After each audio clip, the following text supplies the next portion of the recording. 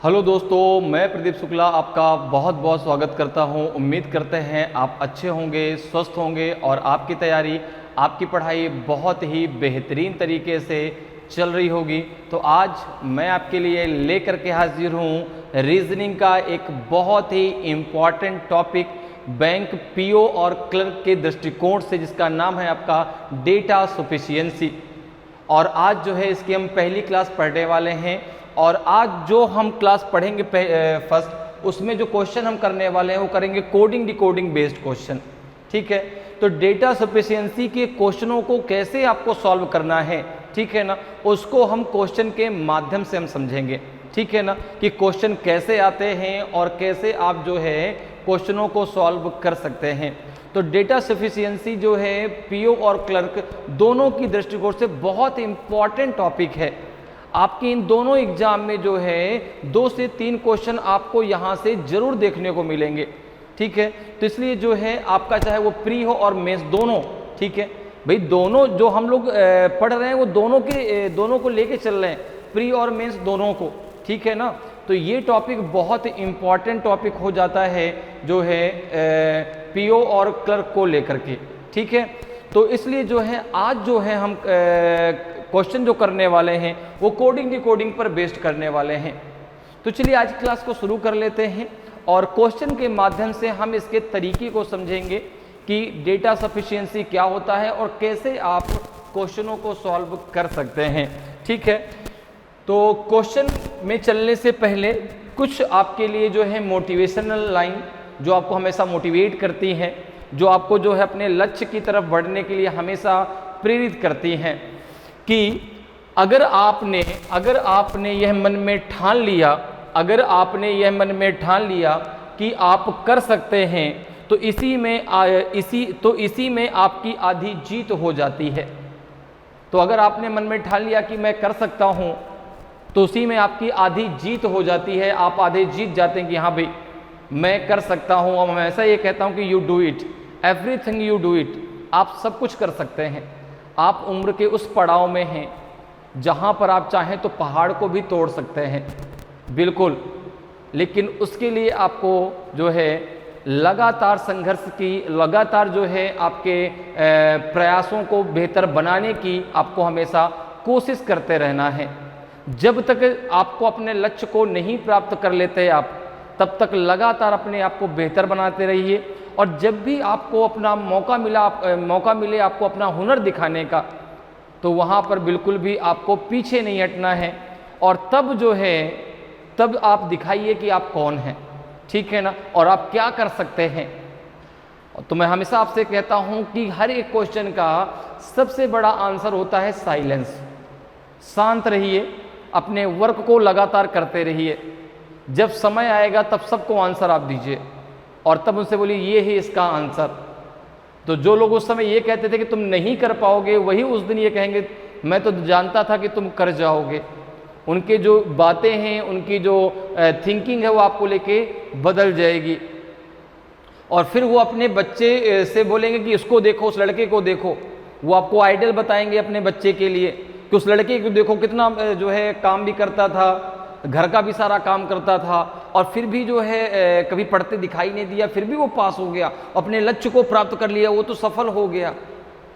तो उसके लिए आपको भी लगातार अपने प्रयास को बेहतर बनाना है। जो सब्जेक्ट आपका बेस्ट है उसको और बेस्ट बनाइए। ठीक है ना, जो सब्जेक्ट, भाई हर एक व्यक्ति का एक सब्जेक्ट बहुत स्ट्रांग होता है। ठीक है, तो जो सब्जेक्ट आपका स्ट्रांग है उसको तो आप लगातार पढ़ते जाइए, उसको और स्ट्रांग बनाते जाइए, ताकि उसमें तो कुछ आपको छूटे ना। लेकिन जो सब्जेक्ट आपका थोड़ा सा कम है उनको भी लगातार पढ़िए। उनको तो स्ट्रांग बनाने में आप काम कर ही रहे हैं, लेकिन जो स्ट्रांग है, जो आपका सब्जेक्ट अच्छा है, उसको और अच्छा बना लीजिए, ताकि उसका एक भी क्वेश्चन आपसे ना छूटे। ठीक है, तो चलिए आज की क्लास को शुरू कर लेते हैं। ठीक है, तो सबसे पहले क्वेश्चन की तरफ चलते हैं और आज की क्लास का पहला क्वेश्चन आपके सामने है। ठीक है, यहाँ पर देखिए आपको दिया गया है। सबसे पहले इस पूरे हम जो है इंस्ट्रक्शन को पढ़ लेते हैं। ठीक है, क्वेश्चन थोड़ा सा आपके इसमें क्या है कि जो ऑप्शन है वो थोड़ा सा बड़े हैं, इसलिए आपको क्वेश्चन थोड़ा छोटा दिखाई दे रहा होगा, लेकिन दिखाई जरूर दे रहा होगा। ठीक है। तो अब जरा देखो क्या है कि in the question below consist of A question and two statements numbered first and second given below it, you have to decide whether the data provided in the statements are sufficient to answer the question। नीचे दिए गए प्रश्नों में एक प्रश्न और उसके नीचे एक और दो क्रमांकित दो कथन दिए गए हैं। आपको यह तय करना होगा कि कथनों में दिया गया डेटा प्रश्न का उत्तर देने के लिए पर्याप्त है या नहीं। अब देखो ये आपको क्वेश्चन दिया गया है फर्स्ट, ठीक है ना, कि what is the colour of the fresh grass, ताजी घास का रंग कैसा होता है। अब देखो यहाँ पर आपको फर्स्ट स्टेटमेंट दिया गया है कि blue is called green, red is called orange, orange is called yellow, नीले को हरा, लाल को नारंगी और नारंगी को पीला कहा जाता है। दूसरा आपको स्टेटमेंट दिया गया है yellow is called white, white is called black, green is called brown and brown is called purple, पीले को सफ़ेद, सफ़ेद को काला, हरे को भूरा और भूरे को बैंगनी कहा जाता है। अब देखो आपको जो आंसर देना है वो ए बी सी और डी में देना है, ठीक है ना, ए बी सी डी और ई, ये 5 ऑप्शन में आपको आंसर देना है। तो देखो ये तो आपका हो गया क्वेश्चन, ये हो गया आपका क्वेश्चन, ये 2 स्टेटमेंट आपको दिए गए हैं फर्स्ट और सेकेंड। अब आपको बताना है कि इस क्वेश्चन का आंसर क्या केवल पहले स्टेटमेंट से निकल सकता है, क्या केवल दूसरे स्टेटमेंट से निकल सकता है, ठीक है ना, कि दोनों को मिलाकर निकल सकता है, कि या तो आप पहले से भी निकाल लीजिए या तो आप दूसरे से निकाल लीजिए, ठीक है, और या तो दोनों को मिलाकर के भी आप आंसर नहीं निकाल सकते। तो देखिए पहला ऑप्शन कब आपको देना है कि if the data in statement first alone are sufficient to answer the question while the data in statement second alone are not sufficient to answer the question। जो पहला आपका कथन है वो अकेले ही उत्तर देने के लिए पर्याप्त है, दूसरे की उसको दूसरा अकेले उत्तर देने के लिए पर्याप्त नहीं है, तब आंसर आपको क्या देना है, ए देना है। दूसरा कब देना है, if the data in statement second alone are sufficient to answer the question while the data in statement first alone are not sufficient to answer the question। यदि केवल कथन दूसरे में दिया गया जो है, जो कथन दूसरा दिया गया है वो अकेले ही उत्तर देने के लिए पर्याप्त है, कथन पहला अकेले उत्तर देने के लिए पर्याप्त नहीं है, तो आंसर आप बी दीजिए। If the data either in statement first alone और in statement second alone are sufficient to answer the question. यदि केवल कथन पहले और दूसरे में, ठीक है ना, पहले या दूसरे में दिया गया जो डेटा है वो अकेले ही उत्तर देने के लिए पर्याप्त है, अर्थात या तो आप पहले को ले लो निकाल लो आंसर, या तो आप दूसरे के ले लो और निकाल लो आंसर, तो आप आंसर क्या देंगे उस कंडीशन में, आप सी देंगे कि या तो आप पहले का यूज करके, पहले स्टेटमेंट का यूज करके आंसर निकाल सकते हैं और या तो आप दूसरे स्टेटमेंट का यूज करके आंसर निकाल सकते हैं, तो यहाँ पे आंसर आप सी देंगे। डी कब देंगे कि if the data given in both statement first and second together are not sufficient to answer the question, कि पहले और दूसरे दोनों में दोनों कथनों में जो दिया गया डेटा है वो मिलकर के भी उत्तर देने के लिए पर्याप्त नहीं है, तो आंसर आपको डी देना है। आंसर क्या देना है आपको, डी। और ई कब देना है कि if the data in both statement first and second together are necessary to answer the question, पहले और दूसरे कथन में जो डेटा दिया गया वो मिल करके उत्तर देने के लिए पर्याप्त है, तो आंसर आपको ई देना है। अब जरा आ जाओ, अब देखो ये क्वेश्चन पूछा गया है आपसे कोडिंग डिकोडिंग से कि what is the colour of the fresh घास, ताजी घास का रंग कैसा होता है। तो अब ये जो है आपका जो कोडिंग डिकोडिंग में क्वेश्चन है वो है आपका वर्ड रिप्लेसमेंट से, ठीक है ना, किससे, वर्ड रिप्लेसमेंट से, ठीक है। तो यहां पर देखो सबसे पहले देखो जो फ्रेश घास है, जो फ्रेश घास है उसका कलर कैसा होता है, जो फ्रेश घास है उसका कलर कैसा होता है और उसको रिप्लेस करना है, ठीक है ना। तो आपने कहा कि अगर हम यहां पर बात करें फ्रेश घास की तो फ्रेश घास का कलर कैसा होता है, ठीक है ना, फ्रेश ग्रास का कलर कैसा होता है, तो आपने कहा फ्रेश ग्रास का कलर जो है आपका ग्रीन होता है, क्या होता है आपका, ग्रीन होता है, ठीक है। तो अब देखो आपको ग्रीन को किससे रिप्लेस किया गया है, ग्रीन को क्या कहा गया है। तो जरा फर्स्ट स्टेटमेंट पढ़िए और सेकंड स्टेटमेंट पढ़िए कि भाई पहले में ग्रीन को क्या कहा गया, दूसरे में ग्रीन को क्या कहा गया है। तो यहां पे आपने कहा फर्स्ट स्टेटमेंट में जो दिया गया है, तो यहां पे जरा देखिए, blue is called green, green, red is called orange, orange is called yellow. पहले में ग्रीन को कुछ कहा ही नहीं गया, पहले में ग्रीन को कुछ नहीं कहा गया। पहले में तो केवल इतना दिया गया ब्लू इज कॉल्ड ग्रीन, पहले में दिया गया है कि ब्लू इज कॉल्ड ग्रीन। अब ग्रीन को आगे कुछ नहीं कहा गया। और एक बात याद रखना कि जो आपका इसका रियल आंसर है उसको रिप्लेस होना जरूरी है। जैसे भाई फ्रेश जो ग्रास है उसका जो कलर होता है वो ग्रीन होता है, अब ग्रीन को रिप्लेस करना जरूरी है। जैसे पहले में ग्रीन को कुछ नहीं कहा गया तो पहले से आंसर नहीं आएगा, पहले से, चूंकि अब देखो आगे क्या लिखा है, ब्लू इज कॉल्ड ग्रीन, अब आगे लिखा है red is called orange, red is called orange and orange is called yellow, ठीक है ना, ऑरेंज इज कॉल्ड येलो। लेकिन यहां पे बीच में जो है ग्रीन को कुछ नहीं कहा गया, जब नहीं कहा गया तो पहले से आंसर तो नहीं आ सकता, केवल पहला जो है उत्तर देने के लिए पर्याप्त नहीं है, ठीक है ना। जरा दूसरे की चर्चा कर लेते हैं। क्या दूसरे में ग्रीन को कुछ कहा गया है, क्या दूसरे में ग्रीन को कुछ कहा गया है।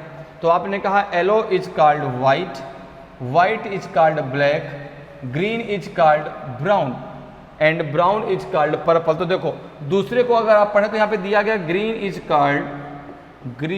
कॉल्ड ब्राउन, दिया गया है green is called brown and brown is called आपका पर्पल। अब यहाँ पे एक चीज याद रखिएगा, आंसर पर्पल नहीं होगा, आंसर ब्राउन होगा, आंसर पर्पल नहीं होगा, आंसर ब्राउन होगा। बहुत लोग क्या करते हैं, लास्ट तक चले जाते हैं कि भाई यहाँ पर जो है सर ग्रीन को क्या कहा गया है, ब्राउन कहा गया है, ग्रीन इज कॉल्ड ब्राउन, तो आंसर क्या हो जाएगा इसका, ब्राउन हो जाएगा। तो दूसरे से देखो आंसर निकल आया, दूसरे से आंसर निकल आया। तो भाई जो उसका रियल आंसर है उसको रिप्लेस होना जरूरी है, ठीक है ना। तो ग्रीन को क्या कहा गया, ब्राउन कहा गया, तो ब्राउन से इसको क्या क्या रिप्लेस कर दिया गया, तो इसका आंसर हो जाएगा ब्राउन। लेकिन पर्पल तक नहीं जाना है, केवल उसको क्या कहा गया है ये देखना है। तो भाई ग्रीन होता है फ्रेश ग्रास का रंग और ग्रीन को कहा गया है ब्राउन, तो ब्राउन आपका आंसर हो जाएगा। तो सेकंड से केवल जो है दूसरा अकेले ही उत्तर देने के लिए पर्याप्त है, पहला अकेले उत्तर देने के लिए पर्याप्त नहीं है। तो यहाँ पे जो आंसर होगा वो आपका बी होगा, यहाँ पे जो आंसर होगा वो बी होगा कि if the data in statement second alone are sufficient to answer the question while the data in say statement first alone are not sufficient to answer the question। तो option B जो है आपका सही answer हो जाएगा। तो समझ में आया कैसे करना है, आंसर कैसे आपको देना है। आंसर हमेशा आपको A B C D E में ही देना है। हाँ, अब ये हो सकता है कि जो क्रम यहाँ पर दिया गया है ये क्रम वहाँ पर आपका ऊपर नीचे हो, पहले वाला हो सकता है डी में हो, डी वाला आपका फर्स्ट में हो। तो ये क्रम जरूरी नहीं कि यही क्रम वहां पर आएगा, क्रम बिल्कुल आपका ऊपर नीचे हो सकता है, लेकिन आएगा इसी प्रकार से। क्लियर है। चलिए अगले क्वेश्चन पर आते हैं। अगला क्वेश्चन देखिए आपका जो है अगला क्वेश्चन है आपका, सबसे पहले क्वेश्चन को रीड कर लेते हैं कि what does nib stand for in a code language. किसी कोड भाषा में NIP का क्या अर्थ है। तो पहला स्टेटमेंट है कि in the code language that is very beautiful is written as सी निप श्री नम, अर्थात SENIP SRE और नम। इसको हम बोलते हैं चाइनीज लैंग्वेज पर बेस्ड क्वेश्चन, ठीक है ना, question based on Chinese language, ठीक है। क्योंकि ये आपकी कोडिंग डिकोडिंग है, चाइनीज लैंग्वेज जो है चाइनीज लैंग्वेज के नाम से इसको जाना जाता है, ठीक है। तो ये जो क्वेश्चन आपके हैं ये चाइनीज लैंग्वेज पर बेस्ड है। तो पहला स्टेटमेंट हो गया कि कोड भाषा में दैट इज वेरी ब्यूटीफुल को SENIP SRE NUM लिखा जाता है, ठीक है। और ये बात ध्यान रखिए, क्वेश्चन आपको हिंदी और इंग्लिश दोनों में मिलेगा, लेकिन ऑप्शन जो है जहाँ पे आपको टिक करना है ABCDE में वो केवल आपके इंग्लिश में, क्योंकि भाई जगह की कमी है, ठीक है ना। अब अगर इसको हिंदी इंग्लिश दोनों में कर लेते तो फिर सॉल्व करने के लिए जगह बिल्कुल ना रह जाती, फिर तो आपको और छोटा छोटा इसको हमको करवाना पड़ता, जो कि आपको फिर लेंस लेके देखना पड़ता, तो फिर प्रॉब्लम हो जाती, ठीक है ना। तो फिर आपको लेंस खरीदना पड़ता, ठीक है, एक खर्चा आपका बढ़ जाता। इसलिए मैंने कहा कि भाई एक काम करो, इसको इंग्लिश में रहने दो, ठीक है, बच्चे इतने समझदार है कि वो समझ जाएंगे, ठीक है, और बाकी क्वेश्चन आपका हिंदी और इंग्लिश दोनों में है, ठीक है। चलिए अब देखो दूसरा स्टेटमेंट क्या है कि in the code language my house is beautiful is written as NIP STO SRE and TIP। कूट भाषा में माई हाउस इज ब्यूटीफुल को NIP STO SRE and TIP लिखा जाता है। इसमें स्पेस होना चाहिए यहाँ पे, ये दोनों अलग अलग है, ध्यान रखिएगा। SRE and TIP दोनों अलग अलग है, ठीक है। अब आपको यहाँ पे NIP जो है किसके लिए प्रयोग हुआ ये आपको बताना है, ठीक है। अब आपको देना है आंसर ABCDE में कौन सा आपका सही आंसर होगा। तो यहाँ पर देखो इसको जो है हम किस प्रकार से इन क्वेश्चनों को सॉल्व करते हैं, ठीक है ना, उसको जरा समझ लो। तो यहाँ पे आपको जो पहले स्टेटमेंट में दिया गया है वो दिया गया आपको कि दैट इज वेरी ब्यूटीफुल को क्या लिखा गया है SENIP SRENUM। तो अब आपको पता है, जिन्होंने कोडिंग डिकोडिंग पढ़ रखा उनको पता है भाई डेटा सफिशिएंसी जो होता है वो सारे टॉपिकों का निचोड़ होता है। आपसे यहाँ पर हर एक टॉपिक से क्वेश्चन पूछे जा सकते हैं, चाहे वो कोडिंग डिकोडिंग हो, चाहे वो ब्लड रिलेशन हो, चाहे वो डायरेक्शन हो, चाहे वो सीटिंग अरेंजमेंट हो, ठीक है ना, हर एक टॉपिक से क्वेश्चन आएंगे आपके इसमें। अच्छा, डेटा सफिशिएंसी में जो है मैथ से भी क्वेश्चन पूछे जाते हैं, ठीक है। तो ऐसा नहीं कि जो है रीजनिंग है तो उसमें मैथ भी अगर आ जाए तो आपको डरना नहीं है, एक दो क्वेश्चन हो सकता है मैथ के पूछ ले डेटा सफिशिएंसी से, ठीक है। तो यहाँ पर जो है अब आपको बताना कि भाई निप का क्या अर्थ है, तो क्या ये केवल पहले से निकल पाएगा, तो आपने कहा नहीं, केवल पहले से तो नहीं निकल पाएगा, क्योंकि चाइनीज लैंग्वेज में आपका जो है जितने वर्ड होंगे उतने आपके कोड होंगे। तो सबसे पहला इंपॉर्टेंट पॉइंट कि कोड जो है वो रैंक के अकॉर्डिंग डिसाइड नहीं होते, कि जैसे पहला वर्ड आपका दैट आया, इधर पहला वर्ड आपका SE आया तो दैट के लिए कोड SE हो जाएगा, नहीं। हम यहाँ पर कोड निकालते हैं कंपैरिजन के आधार पे। कैसे, जरा उसको समझिए। देखिए यहाँ पे दिया गया है आपको SE, फिर दिया गया है आपको NIP, फिर दिया गया है आपको SRE, फिर दिया गया है आपको जो है NUM, ठीक है। इसका मीन्स क्या है, आपने कहा इसका means that is very beautiful, that is very beautiful, very beautiful,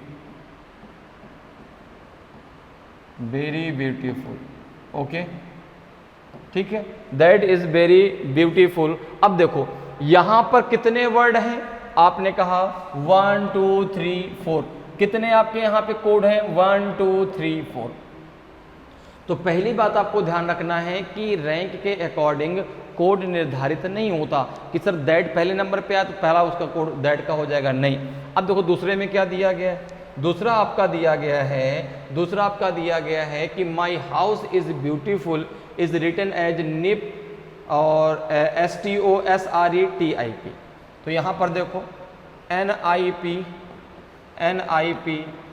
STO comma आपका जो है SRE एंड TIP।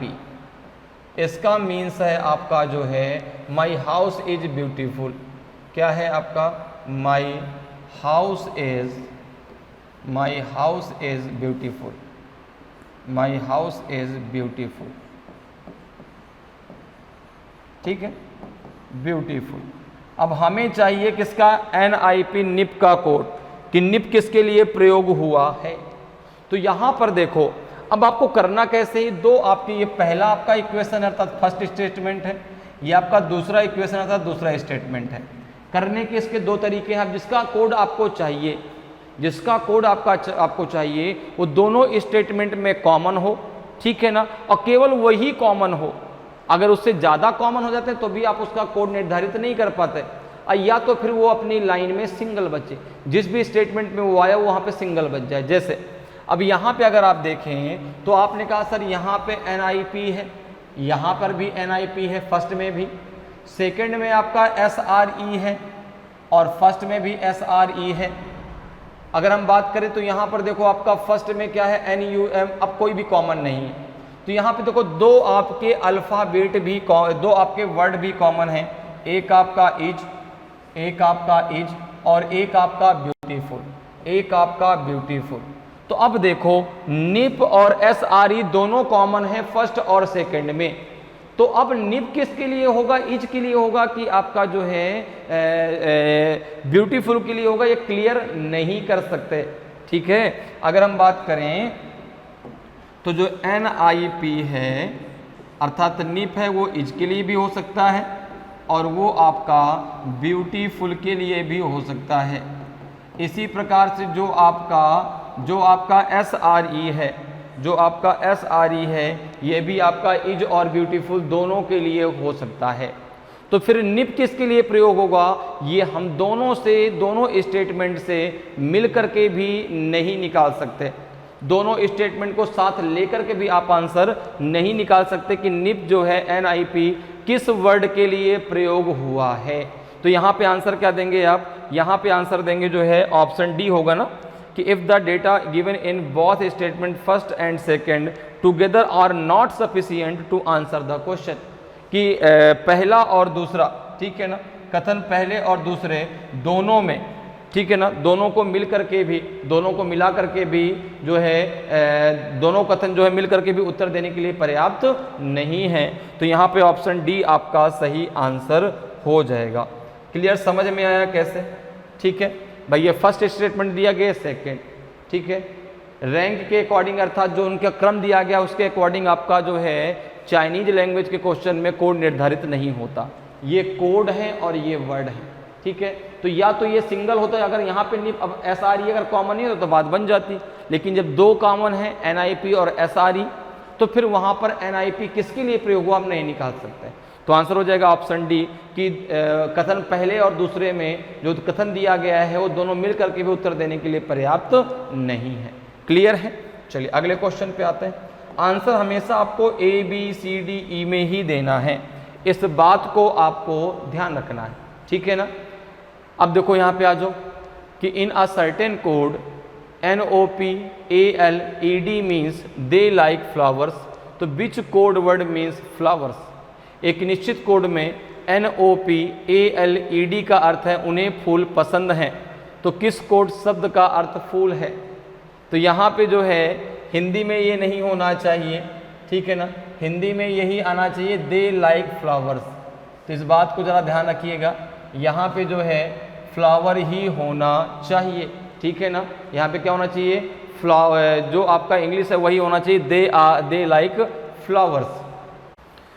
तो यहाँ पर देखिए पहला स्टेटमेंट आपको दिया गया है कि ID NIM NOP means they are innocent. ठीक है ना, ID NIM NOP का अर्थ है दे आर इनोसेंट।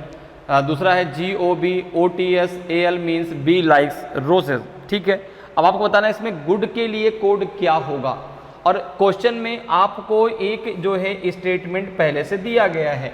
ठीक है, कि in a certain code NOPALED means क्या है आपका दे लाइक फ्लावर्स, तो which code word means flower.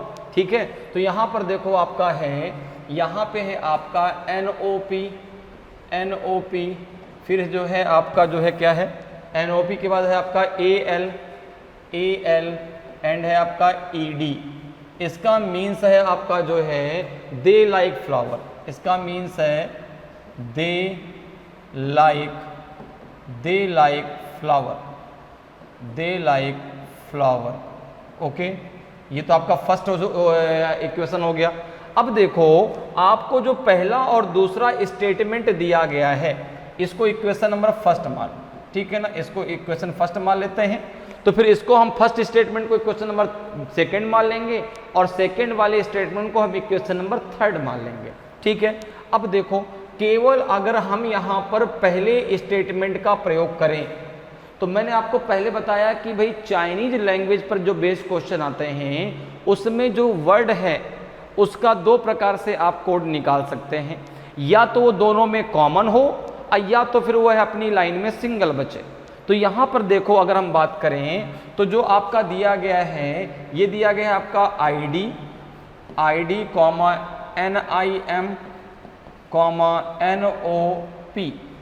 NOP, इसका मीन्स है दे आर इनोसेंट। क्या है? दे आर इनोसेंट, ठीक है ना, दे आर इनोसेंट। ओके, ठीक है, ये हो गया आपका दूसरा इक्वेशन। फर्स्ट स्टेटमेंट इसको हमने मान लिया दूसरा इक्वेशन। फिर आपका दिया गया है GOB कॉमा आपका OTS कॉमा आपका AL, इसका मीन्स है आपका be like roses, be like roses, ठीक है ना, बी लाइक रोजेस। ये हो गया आपका तीसरा जो है इक्वेशन, स्टेटमेंट सेकंड। अब आपको चाहिए कि फ्लावर का मतलब क्या है, फ्लावर के लिए कौन सा कोड यूज होगा। अब देखो, अगर हम केवल पहले स्टेटमेंट को लेते हैं, अगर हम केवल पहले स्टेटमेंट का कंपैरिजन करें जो आपको क्वेश्चन में स्टेटमेंट दिया गया था उसके साथ में, तो क्या फ्लावर का आंसर निकल के आएगा क्या? तो आपने कहा कि अगर जो क्वेश्चन में स्टेटमेंट दिया गया है और जो आपका फर्स्ट स्टेटमेंट है जिसको आपने इक्वेशन नंबर सेकंड माना है, दोनों का अगर हम कंपैरिजन करते हैं तो दोनों में क्या कॉमन है? आपने कहा दे दोनों में कॉमन, देखो यहाँ भी और यहाँ भी। दे के अलावा और कुछ कॉमन है तो नहीं। और कोड में क्या कॉमन है? तो आपने कहा NOP कॉमन है। तो क्या फ्लावर का कोड निकल पाया क्या? नहीं, क्योंकि भाई फ्लावर का कोड दो तरीके से निकल सकता है, या तो कहीं वो कॉमन हो, तो भाई कॉमन तो कहीं नहीं है क्योंकि फर्स्ट और सेकंड स्टेटमेंट में कहीं नहीं आया, और या तो फिर वो अपने जिस स्टेटमेंट में वो आया वहाँ पे वो सिंगल बच जाए। तो पहले क्वेश्चन के साथ जो स्टेटमेंट है वहाँ पर आया है, तो वहाँ पर देखो आपका अभी भी फ्लावर का नहीं निकला। भाई दे से दे कॉमन होगा, दे का तो निकल आया कि NOP किसका होगा? दे का। अब अगर लाइक का और हो जाए तो फिर जो है आप फ्लावर को बता सकते हैं। तो आपने कहा दूसरा स्टेटमेंट ले लीजिए। अगर इस वाले स्टेटमेंट का कंपैरिजन आप दूसरे वाले स्टेटमेंट से करते हैं जिसको आपने क्वेश्चन नंबर थर्ड माना है, तो दोनों में आपका लाइक कॉमन है। दोनों में आपका क्या कॉमन है? लाइक। अगर हम बात करें यहाँ पर तो आपका जो कोड है वो AL कॉमन है। क्या कॉमन है? AL। तो लाइक के लिए कोड क्या हो गया? AL। अब देखो, अब फ्लावर यहाँ पे सिंगल बचा और कोड क्या बचा? ED। तो फ्लावर का कोड हो गया आपका ED, फ्लावर का कोड हो गया आपका ED। तो अब जब फ्लावर का कोड आपने निकाला तो आपको पहला स्टेटमेंट और दूसरे स्टेटमेंट दोनों की सहायता लेनी पड़ी, दोनों को मिला करके आपका आंसर आया। केवल ना तो पहले से आया और ना तो केवल दूसरे से आया, दोनों मिला करके आंसर उत्तर देने के लिए पर्याप्त हैं। तो यहाँ पे आंसर क्या हो जाएगा? ऑप्शन E हो जाएगा कि if the data in both statement first and second together are necessary to answer the question, कि भाई कथन पहले और दूसरे में दोनों मिल करके उत्तर देने के लिए पर्याप्त हैं। तो यहाँ पे आंसर हो जाएगा आपका E। समझ में आया भाई कैसे? तो ये फ्लावर कहीं कॉमन था नहीं, तो फ्लावर अपनी लाइन में सिंगल बचता तो ही कोड निकल सकता था, और जब सिंगल बचा तो भाई यहाँ पर आपने दोनों स्टेटमेंट का प्रयोग किया, पहले वाले का भी और दूसरे वाले का भी। पहले वाले से आपका दे चला गया, दूसरे वाले से लाइक चला गया, फ्लावर सिंगल बच गया, फ्लावर का कोड आपका ED निकल आया, और आपको फ्लावर का कोड ही चाहिए। तो जिसका कोड चाहिए उसी पर आपको बेस्ड हो जाना है, उसी पर सारा दिमाग आपको लगाना है, ठीक है। तो यहाँ पे आंसर हो जाएगा आपका ऑप्शन E जो है आपका सही आंसर हो जाएगा। क्लियर है? चलिए अगले क्वेश्चन पे आ जाइए। अगला क्वेश्चन देखिए आपका भाई 4th नंबर का क्वेश्चन है कि what is the code for sky in the code language. Code भाषा में स्काई का कोड क्या है? ठीक है, in the code language sky is clear is written as DERAFA। Code भाषा में स्काई इज क्लियर को DERAFA लिखा जाता है। दूसरा स्टेटमेंट है कि in the same code language make it clear it is written as DEGAJO। उसी कोड भाषा में मेक इट क्लियर को DEGAJO लिखा जाता है। अब आपको आंसर किस में देना है? ABCDE में, ठीक है। तो अब आपको बताना कि भाई इनमें से कौन सा आपका ऑप्शन सही होगा, A होगा कि B होगा कि C होगा कि D होगा कि E होगा। ABCDE में क्या लिखा मैंने आपको शुरुआत में बता रखा है, ठीक है। A कब देना है? जब केवल पहला स्टेटमेंट, ठीक है ना, केवल पहला स्टेटमेंट, ठीक है, उत्तर देने के लिए पर्याप्त है, दूसरा अकेले उत्तर देने के लिए पर्याप्त नहीं है। बी कब देना है?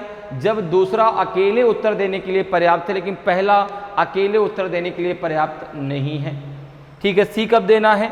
जब आइदर और वाली कंडीशन आती कि या तो पहले से निकाल लीजिए आंसर या तो दूसरे से निकाल लीजिए।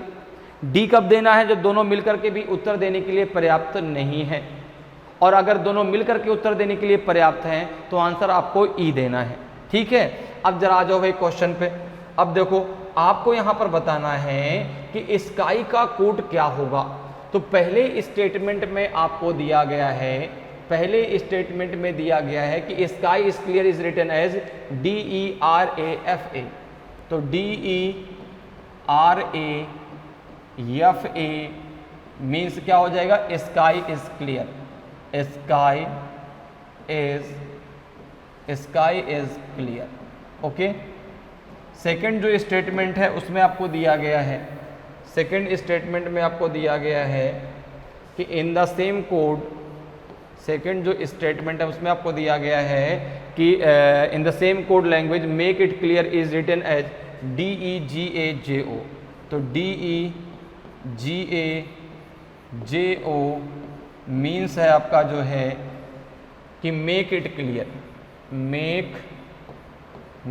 It clear, make it clear, okay. अब जरा देखिए आपको किसका कोड चाहिए? स्काई का। तो आपको पता है किस प्रकार से निकलेगा, या तो अपनी लाइन में सिंगल बचे या तो दो जगह कॉमन हो। अब देखो क्या आपका पहले और दूसरे स्टेटमेंट में कहीं भी स्काई कॉमन है क्या? नहीं है। तो अब अगर स्काई अपने स्टेटमेंट के जिस स्टेटमेंट में वो आया है अगर उसमें सिंगल बचता है तो ही उसका कोड आप निकाल पाएंगे, अगर सिंगल नहीं बचेगा तो कोड आप नहीं निकाल पाएंगे। तो जरा देखो अगर हम यहाँ पर देखें तो आपका जो है स्काई क्लियर है, यहाँ मेक इट क्लियर है।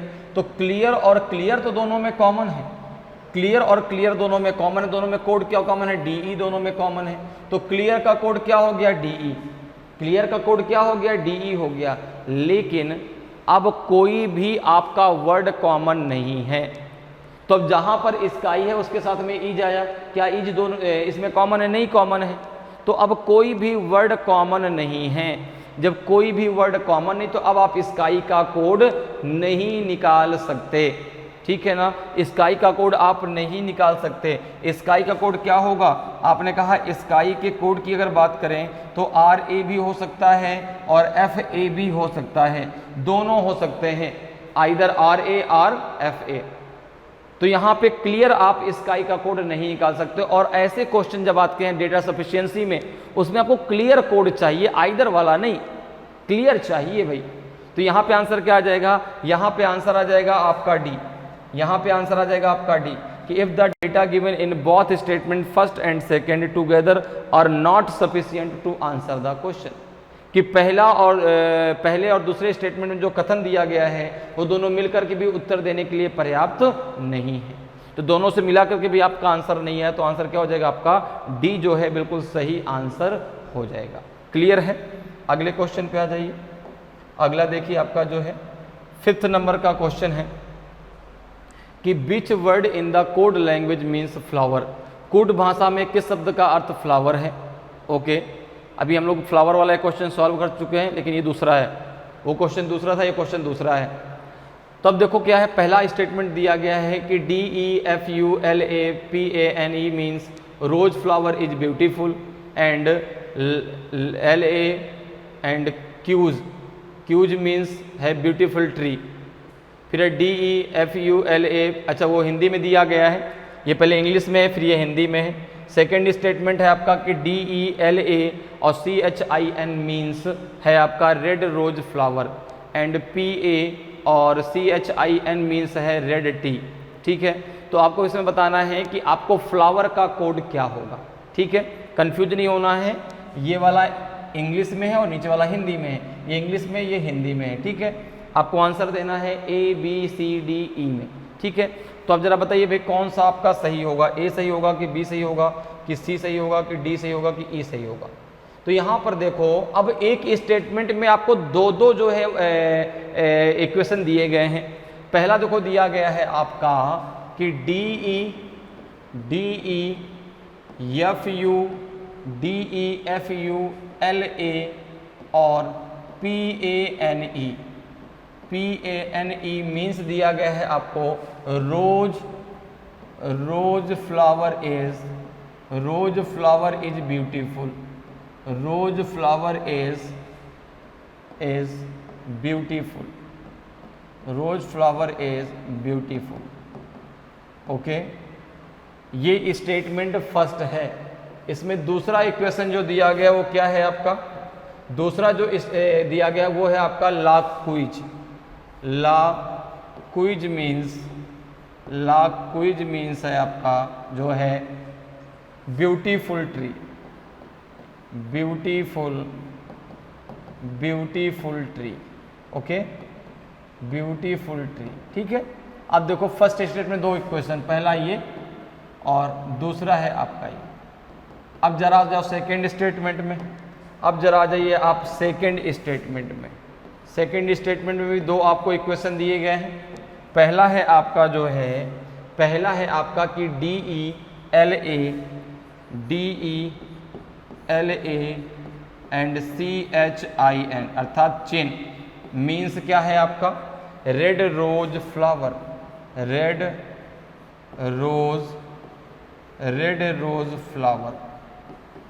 रोज फ्लावर। ओके, ठीक है। दूसरा क्या है इसमें, वो है आपका जो है पाचिन means red tea, PA and चिन CHIN मीन्स है रेड टी। ओके, अब देखो अगर हम बात करें तो ये आपका हो जाएगा तीसरा और ये इक्वेशन हो जाएगा आपका चौथा। आपको चाहिए फ्लावर का कोड, आपको किसका कोड चाहिए, फ्लावर का। तो अब देखो फ्लावर या तो दो जगह कहीं पर कॉमन हो जाए या तो फिर अपने इक्वेशन के साथ में सिंगल बच जाए। अब अगर आप केवल पहले स्टेटमेंट को लेते हैं तो पहले स्टेटमेंट में आपका देखो ब्यूटीफुल से ब्यूटीफुल तो आपका कट जाएगा, दोनों में कॉमन है आपका, ठीक है ना भाई। ब्यूटीफुल और ब्यूटीफुल दोनों में कॉमन है। केवल अगर हम पहले स्टेटमेंट की बात करें तो पहले स्टेटमेंट में दो इक्वेशन आपके दिए गए हैं, दोनों में आपका ब्यूटीफुल कॉमन है। इधर कोड में क्या कॉमन है जरा देख लीजिए। आपने कहा LA, तो LA किसका कोड हो गया, ब्यूटीफुल का। तो क्या फ्लावर का निकल के आया, क्या नहीं निकल के आया, अभी फ्लावर का निकल के नहीं आया। तो अब आपको दूसरे स्टेटमेंट की सहायता लेनी है। तो जरा देखो भाई दूसरे स्टेटमेंट से बात बन रही है क्या। तो आपने कहा अगर मैं दूसरे स्टेटमेंट की बात करूं तो देखो जो पहले स्टेटमेंट का पहला इक्वेशन है, दूसरे स्टेटमेंट का जो तीसरा इक्वेशन है, ठीक है ना। तीसरा इसलिए कि हमने इसको क्रम में लिया तो तीसरा इसलिए आया, नहीं तो पहले दूसरे स्टेटमेंट का ये पहला ही इक्वेशन है। दोनों का अगर आप कंपेरिजन करते दोनों में देखो आपका रोज और फ्लावर दोनों कॉमन है। देखो यहाँ भी आपका रोज है, यहाँ भी आपका फ्लावर है, यहाँ भी आपका रोज है और यहाँ भी आपका फ्लावर है। तो फ्लावर और रोज दोनों कॉमन है। तो कोड में क्या क्या कॉमन है जरा देख लो। तो आपने कहा कि कोड की अगर बात करें तो पहले में और इसमें आपका क्या कॉमन है, DE और क्या कॉमन है। तो आपने कहा कि भाई DE के साथ में आपका क्या हो जाएगा यहाँ पे LA और आपका जो है क्या है आपका चिन्ह है ना CHIN। तो यहाँ पे अगर हम देखें तो भाई यहाँ पर आपका LA यहाँ पर है। तो एक काम करते हैं, अभी ब्यूटीफुल के लिए हम इसको हटा देते हैं, ब्यूटीफुल के लिए हम इसको हटा देते हैं, ठीक है ना। ब्यूटीफुल के लिए हम इसको यहाँ पर अभी हटा देते हैं। तो यहाँ पर देखो दोनों में कौन सा कोड कॉमन है, LA। दोनों में कौन सा कोड कॉमन है, तो आपने कहा LA दोनों में कॉमन है। यहाँ पे आपका LA दिया है, यहाँ पे भी आपका LA था, यहाँ पे क्या था आपका LA, ठीक है ना। यहाँ पे क्या था आपका जो है, एक मिनट रुक जाइएगा, यहाँ पे आपका LA है, ठीक है। अब दोनों में अगर देखें फर्स्ट और सेकेंड स्टेटमेंट में तो यहाँ पर देखिए आपका जो है इसमें क्या है आपका रोज और फ्लावर दोनों कॉमन है। यहाँ पे कोड की अगर बात करें तो LA और LA, यहाँ पर DE दोनों, ये दोनों कोड कॉमन है। तो फ्लावर का क्या हो सकता है, अगर हम फर्स्ट और सेकंड को भी लेते हैं तो भी फ्लावर का कोड क्या आएगा आपका, या तो DE आएगा या तो LA आएगा, या तो LA आएगा। अगर हम केवल फर्स्ट स्टेटमेंट को देखें तो भी आपका जो है ब्यूटीफुल जो है वहाँ पे आ रहा है, वहाँ पे क्या आ रहा है, ब्यूटीफुल आ रहा है। ब्यूटीफुल दोनों में कॉमन, उसके लिए भी कोड आपका क्या कॉमन था, दोनों में LA। ठीक है, जिसको मैंने आपको पहले बता रखा है दोनों में एरे, तो भी आपका फ्लावर का कोड नहीं आया, केवल फर्स्ट से भी फ्लावर का कोड नहीं आया, ठीक है ना। अगर हम केवल सेकंड की बात करें तो केवल सेकंड में देखो रेड और रेड दोनों में कॉमन है, ठीक है ना। क्या कॉमन है? रेड और रेड। यहाँ पे चिन और चिन दोनों में कॉमन है, तो रेड तो हो गया, चिन का कोड, तो क्या फ्लावर का आ पाया? नहीं आ पाया। तो केवल अगर हम पहले स्टेटमेंट का प्रयोग करते हैं तो भी नहीं आपका आएगा, केवल अगर हम दूसरे स्टेटमेंट का प्रयोग करते हैं तो भी नहीं आएगा, अगर दोनों को हमने मिला लिया तो भी आपका फ्लावर का कोड नहीं निकल रहा। तो यहाँ पे जो आंसर हो जाएगा वो डी हो जाएगा कि पहला और दूसरे दोनों जो है दोनों कथनों में दिया गया डाटा मिल करके भी उत्तर देने के लिए पर्याप्त नहीं है। तो ऑप्शन डी आपका सही आंसर हो जाएगा। अगले क्वेश्चन पे आ जाइए। अगला क्वेश्चन देखिए आपका जो है 6 नंबर का क्वेश्चन है कि which code word stand for good in the coded sentence सिन को बाय which means he is good. कोडित वाक्य सिन को बाय में गुड के लिए कौन सा कोड शब्द है जिसका अर्थ है ही इज गुड। ठीक है, तो देखो यहाँ पे जो आपको वर्ड दिया गया है सिन को बाय, इसका अर्थ क्या है? ही इज गुड। इसका अर्थ क्या है? ही इज गुड, ठीक है ना, ही इज गुड। ठीक है, अब देखो दो स्टेटमेंट आपको दिए गए हैं, आपको कोड किसका बताना है? आपको कोड बताना है गुड का, ठीक है ना। अब देखो पहला स्टेटमेंट में क्या दिया गया है? In the same code language COMOTDET means they are good. उसी कोड भाषा में COMOTDET का अर्थ है दे आर गुड। दूसरा है कि in the same code language सिन मिक बाय मीन्स ही इज ऑनेस्ट। उसी कोड भाषा में सिन मिक बाय का अर्थ है ही इज ऑनेस्ट। तो आपको गुड का कोड यहाँ पर बताना है। तो ये तो आपको दिया गया है क्वेश्चन के साथ में स्टेटमेंट। अब अगर मैं फर्स्ट स्टेटमेंट की बात करता हूँ तो फर्स्ट स्टेटमेंट में आपको क्या दिया गया है? आपने कहा दिया गया है COMOT and DET means they are good, they are good. ठीक है, फिर आपका जो है सेकंड स्टेटमेंट में दिया गया है, सेकंड स्टेटमेंट में आपको दिया गया है कि सिन मिक बाय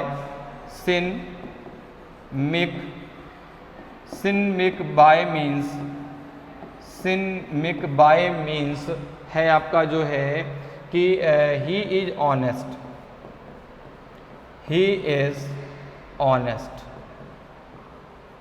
ठीक है ना, ही इज ऑनेस्ट। अब जरा देखिए यहाँ पे अगर हम बात करें यहाँ पे ये फर्स्ट आपका जो है, ये तो आपका जो है इसमें दिया गया है स्टेटमेंट, जो क्वेश्चन पूछा गया वहां पर दिया गया।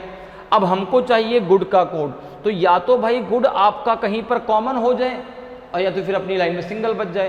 तो आपने कहा कि अगर आप इस स्टेटमेंट का कंपैरिजन फर्स्ट स्टेटमेंट से करें तो दोनों में आपका गुड कॉमन है। देखो यहाँ भी गुड आया और फर्स्ट स्टेटमेंट में भी गुड आया। कोड में जरा देखो तो आपने कहा यहाँ भी CO आया, यहाँ भी CO आया, तो गुड का कोड क्या हो गया? CO।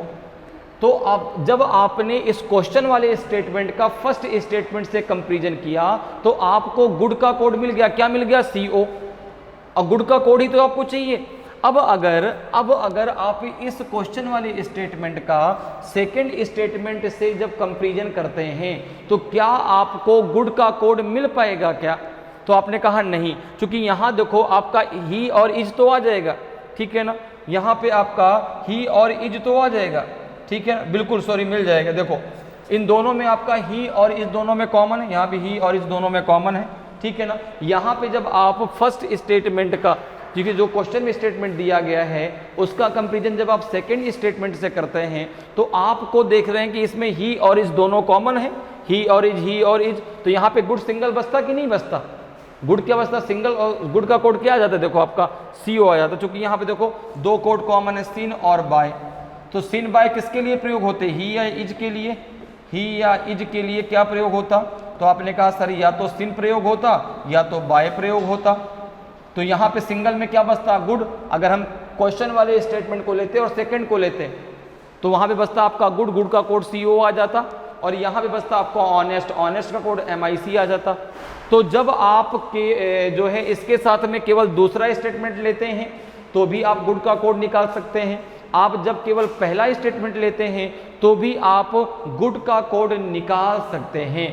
तो यहाँ पे आंसर क्या आ जाएगा कि या तो आप पहला लेके निकाल लो या तो आप दूसरा स्टेटमेंट जो है लेकर के आंसर निकाल लो। तो यहाँ पे आंसर सी हो जाएगा। यहाँ पे आंसर क्या आएगा? सी आएगा कि if the data either in statement first alone और in the statement second alone are sufficient to answer the question, कि केवल पहले या जो है केवल दूसरे में जो डेटा दिया गया है वो जो है उत्तर देने के लिए पर्याप्त है। ठीक है, क्लियर है, समझ में बात आ गई कि या तो आप केवल पहले को ले लो तो भी आपका आंसर आ जाएगा, या तो केवल आप दूसरे को लो तो भी आपका आंसर आ जाएगा। तो ऑप्शन सी आपका सही आंसर होगा। अगले क्वेश्चन पे आ जाइए भाई। अगला देखिए आपका 7th नंबर का क्वेश्चन है कि what is the code for is in the code language. Code भाषा में इज के लिए क्या, इज के लिए कोड क्या है? In the code language SHITUKE means pen is blue. In the same code language KESIRE means this is wonderful। अब आपको बताना है कि ABCDE में कौन सा आपका सही आंसर होगा। तो यहाँ पर देखो, अगर हम बात करें तो फर्स्ट स्टेटमेंट में आपको क्या दिया गया है? आपने कहा फर्स्ट स्टेटमेंट में दिया गया है आपको SHI comma TU comma KE means क्या है आपका? Pen is blue, pen is blue, pen is blue. Okay, दूसरा है आपका जो है, दूसरा है आपका जो सेकेंड स्टेटमेंट में दिया गया है वो है आपका जो है, वो है आपका जो है KE comma SI comma RE means क्या है? This is wonderful, this is wonderful, this is wonderful, this is wonderful। ठीक है ना, ये दो स्टेटमेंट दिए गए हैं, आपको कोड किसका बताना है? इज का। ठीक है, अब देखो दो ही तरीके से निकल सकता है। ठीक है, अब देखो ये सिंगल से तो नहीं निकलेगा, केवल पहले से तो नहीं निकल के आएगा। ठीक है, क्योंकि पहले में एक स्टेटमेंट दिया, पहले स्टेटमेंट में एक ही इक्वेशन दिया गया, दूसरे में भी एक दिया गया है, तो दोनों को मिला करके तो आंसर आ सकता है, लेकिन दोनों अकेले अकेले आंसर देने के लिए पर्याप्त नहीं है। अब अगर दोनों को हम मिला लेते हैं तो देखो यहाँ पर देखो, pen is blue, this is wonderful. तो आपने कहा दोनों को अगर मिला देते हैं तो दोनों में आपका इज कॉमन है। देखो यहाँ भी आपका इज है, यहाँ भी आपका इज है।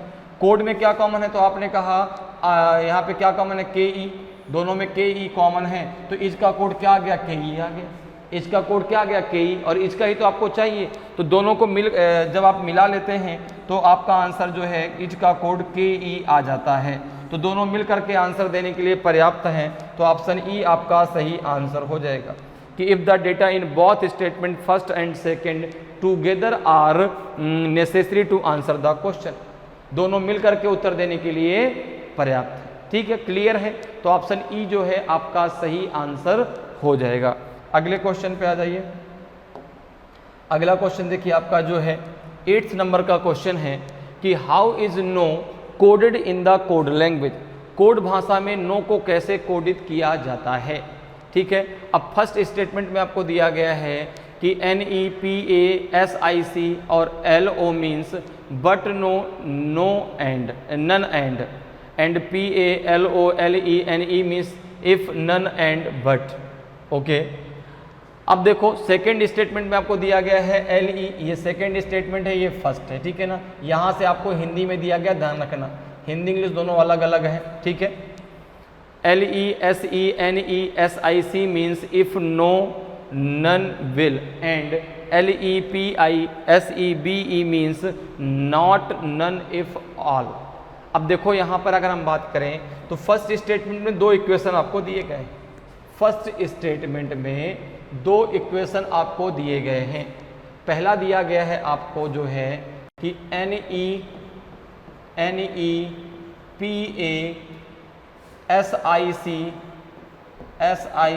And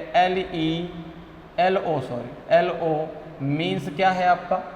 but no, none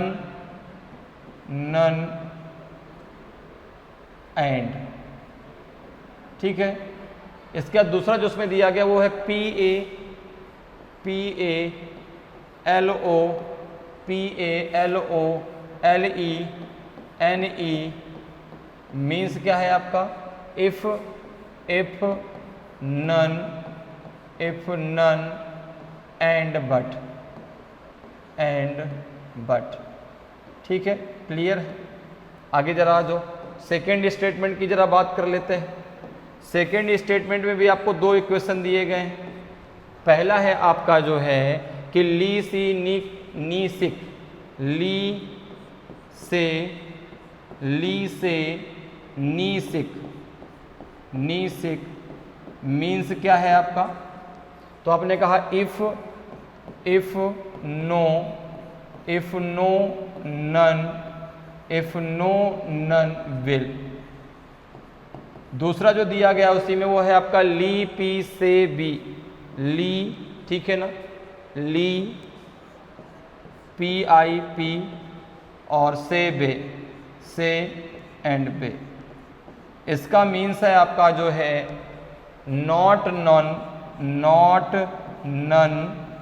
none if और। अच्छा, आपको कोड किसका बताना है, आपको कोड बताना है नो का। तो अब जरा देखो क्या नो दो जगह कॉमन हो या तो अपनी लाइन में सिंगल बच जाए, अपने इक्वेशन में सिंगल बच जाए। तो आपने कहा अगर कॉमन की बात करें तो यहां पर देखिए फर्स्ट, और अगर हम केवल फर्स्ट स्टेटमेंट को लेते हैं तो उसमें जो है आपका नन कॉमन है, आपका बट कॉमन है और आपका एंड कॉमन है, तीनों कॉमन है, ठीक है। कोड में क्या कॉमन है, PA, ठीक है ना, और LO और आपका NE। तो यहां पर देखो निकल आया सिक किसका हो गया, नो का। तो केवल पहले स्टेटमेंट से ही आंसर निकल पा रहा है। दूसरे की अगर हम बात करें, दूसरे को ले लें जरा। यहां पर देखो आपने कहा दोनों का अगर कंपेरिजन करते हैं तो नन दोनों में कॉमन है, ठीक है ना, और दोनों में क्या कॉमन है, कुछ कॉमन नहीं। इफ कॉमन है, विल कॉमन नहीं है, दोनों में नो कॉमन नहीं है। तो केवल दूसरे से आंसर नहीं निकल पाएगा, जबकि केवल पहले से आंसर निकल आया। केवल पहले से आपका आंसर आ गया कि नो का क्या होगा, सिक होगा, ठीक है ना। तो केवल पहला उत्तर, केवल पहला अकेले ही उत्तर देने के लिए पर्याप्त है, दूसरे की उसको जरूरत ही नहीं है, ठीक है ना। केवल पहले से ही आपका आंसर आ गया, ठीक है, क्लियर, समझ में आया।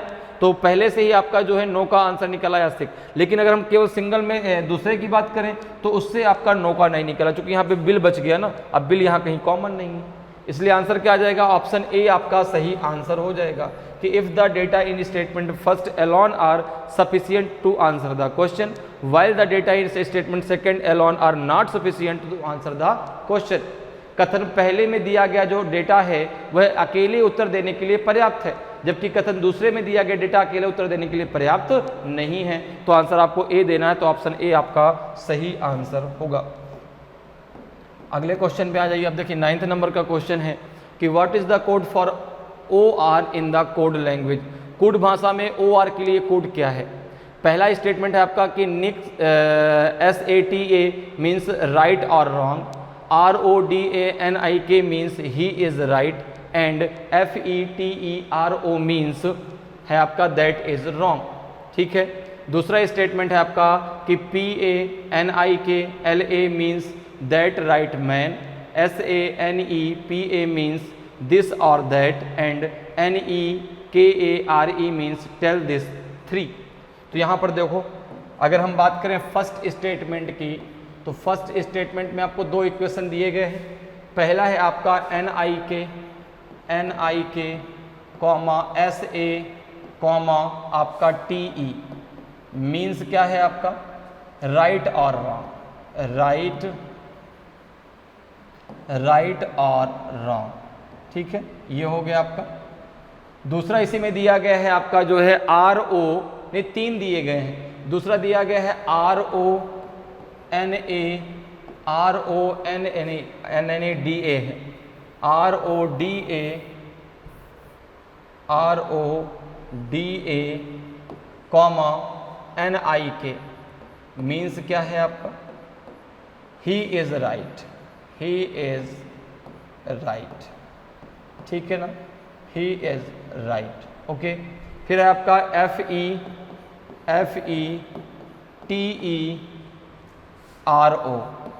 मीन्स क्या है आपका, that is wrong, that is wrong. ये तो हो गई बात फर्स्ट स्टेटमेंट की।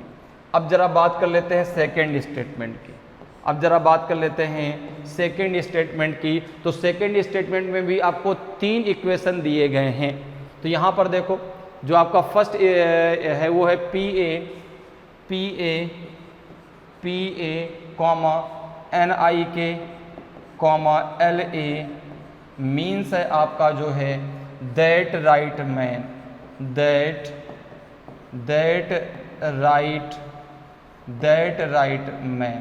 ओके। फिर अगला है SA NE PA means this और that,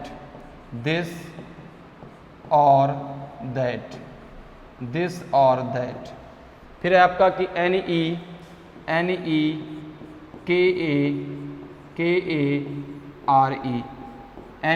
KARE means tell this here, tell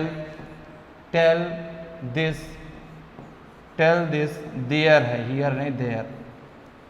अब आपको बताना है कि यहाँ पर जो है OR, ठीक है ना, OR के लिए कोड क्या है, ठीक है ना, OR के लिए क्या है।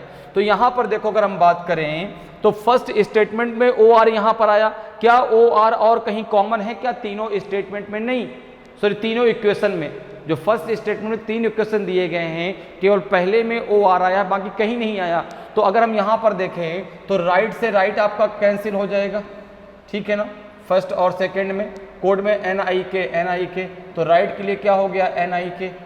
अगर आप इसी में फर्स्ट स्टेटमेंट में फर्स्ट और थर्ड का देखें तो रॉन्ग से रॉन्ग आपका कट जाएगा और कोड में TE से TE कट जाएगा, आपका OR का कोड आ गया SA। तो केवल पहले स्टेटमेंट से तो OR का कोड निकल आया आपका SA, क्या निकल के आया SA। अब जरा सेकंड पे आ जाओ। सेकंड में अगर देखें तो OR यहाँ पर आया और OR कहीं नहीं आया। इसमें देखो दैट कॉमन है, कोड में क्या कॉमन है, तो आपने कहा कि यहाँ पर आपका क्या कॉमन है, PA से PA, तो PA किसके लिए हो गया, दैट के लिए। अगर दिस और कट जाए तो बात बन जाए, आपने कहा बिल्कुल कट गया। सेकंड और थर्ड में है, यहाँ पे कोड क्या कॉमन है, NE से NE, तो दिस के लिए कोड क्या हो गया, NE हो गया। तो यहाँ पे भी OR का कोड क्या आ गया आपका, SA आ गया। तो देखो या अब यहाँ पर आंसर क्या आएगा कि या तो आप पहले का यूज करके निकाल लीजिए और या तो आप दूसरे का यूज करके निकाल लीजिए, क्योंकि दोनों से आंसर आपका निकल आएगा। तो या तो केवल पहला जो है आप ले लीजिए तो भी आपका आंसर आ जाएगा, या तो केवल आप दूसरा ले लीजिए। तो यहाँ पे ऑप्शन C आ जाएगा कि if the data either in statement first alone और in statement second alone are sufficient to answer the question, ठीक है ना। तो ऑप्शन C आपका सही आंसर हो जाएगा। क्लियर है? चलिए अगले क्वेश्चन पे आते हैं। अब ये क्वेश्चन आज क्लास का लास्ट क्वेश्चन है।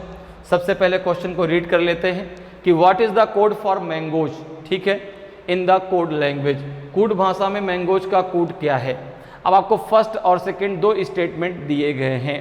तो पहला है कि in that code language TELEPANA means you eat many mangoes and LENADA means you sell mangoes.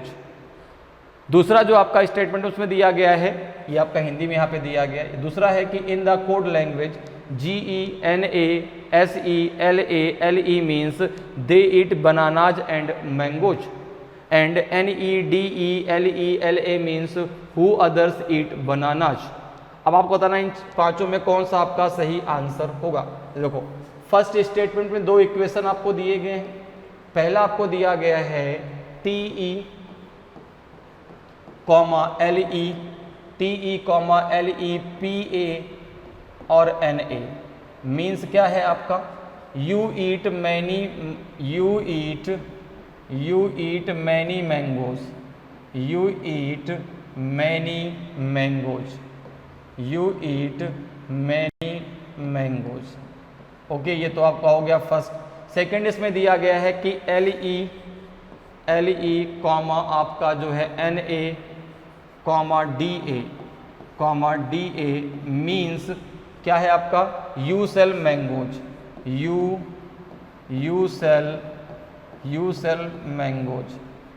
Cell mangoes. Okay, फिर ज़रा सेकंड वाले स्टेटमेंट में आ जाइए। सेकंड स्टेटमेंट में भी आपको दो इक्वेशन दिए गए हैं। पहला है आपका जो है कि GENA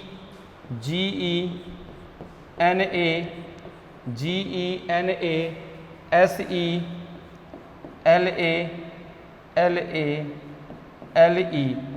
मीन्स क्या है आपका, दे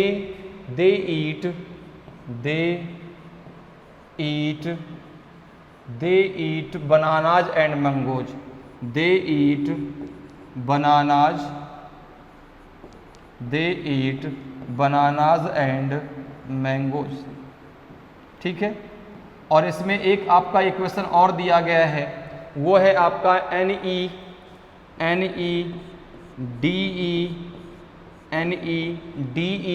फिर आपका LE मीन्स है आपका जो है who others eat bananas, who others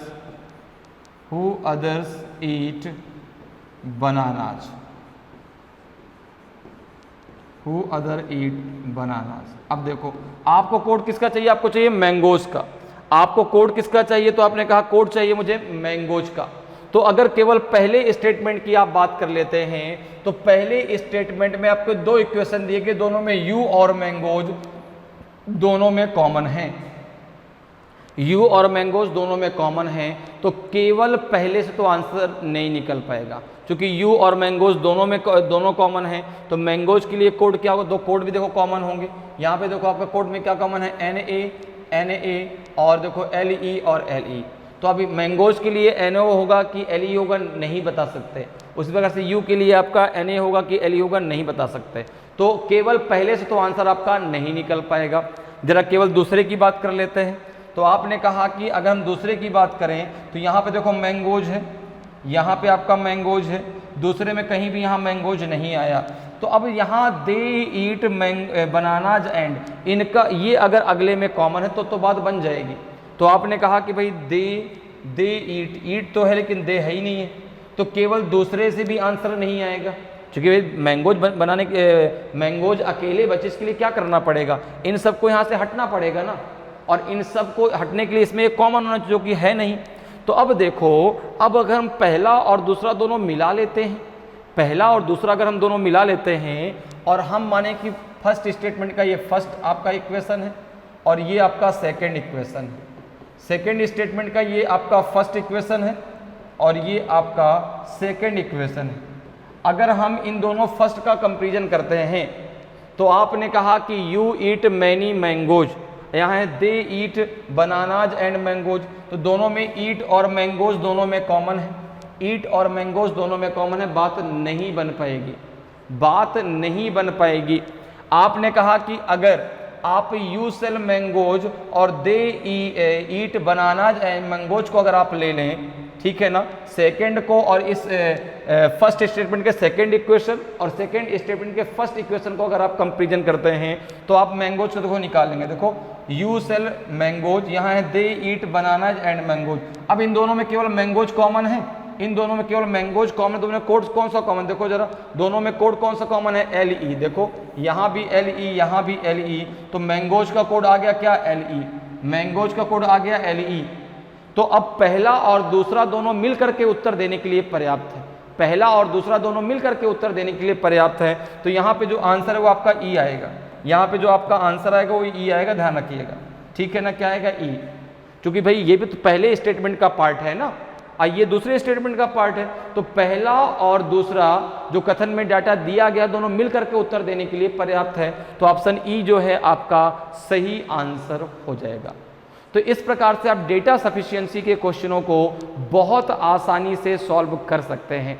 बहुत आसान टॉपिक है डेटा सफिशिएंसी, बस आपको कन्फ्यूजन नहीं होना चाहिए और बस कॉन्सेप्ट आपका क्लियर होना चाहिए करना कैसे है, और हर टॉपिक आपको अच्छे से आना चाहिए, तभी आप इस टॉपिक के क्वेश्चनों को सॉल्व कर पाएंगे। तो उम्मीद करते हैं कि आज की क्लास आपको बहुत अच्छे से समझ में आई होगी। सारे कॉन्सेप्ट बहुत अच्छे से क्लियर हुए होंगे। तो अगर आज की क्लास आपको अच्छी लगी हो, आज का वीडियो आपको अच्छा लगा हो और अभी तक आपने वीडियो को लाइक नहीं किया तो वीडियो को लाइक ज़रूर करें। अगर आप नए हैं और अभी तक आपने चैनल को सब्सक्राइब नहीं किया तो चैनल को सब्सक्राइब जरूर कर लें, ताकि आपको क्लास की जानकारी समय समय पर मिलती रहे और आपकी तैयारी बेहतरीन तरीके से चलती रहे। तो आज के इतना ही, फिर मिलेंगे। जय हिंद, जय भारत।